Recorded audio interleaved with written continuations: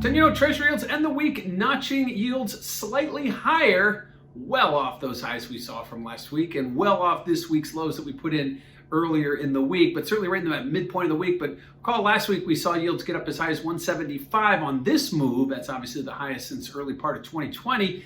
And then as soon as the Fed meeting came out, we saw that spike higher the day later, and then things started to come down.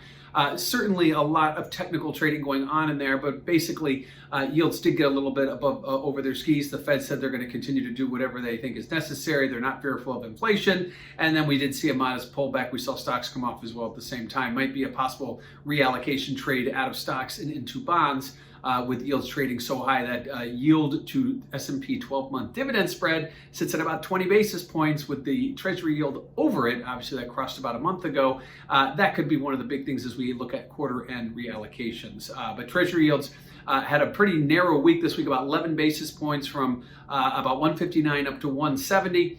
That's about the narrowest of this month. So it seems like a pretty wide range. All things considered, it was a pretty narrow range given the move we've seen in the month of March and some of these choppy trading days.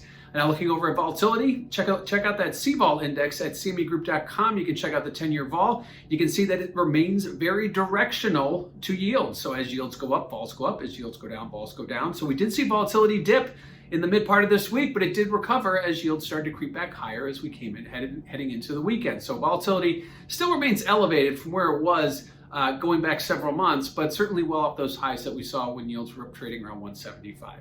Lastly, what do we have next week? Well, we've got this handful of data that comes out. We got the PMI numbers to end the month. Then we look at the jobs reports. We've got the ADP number on Wednesday, the claims number on Thursday, and non-farm payroll on Friday. And that will sort of set the tone, obviously, for the month. And we will kind of keep an eye on those things. The jobs reports have been very critical. Obviously, they've been improving, but maybe not improving in all areas. And that's something that the Fed is going to continue to watch.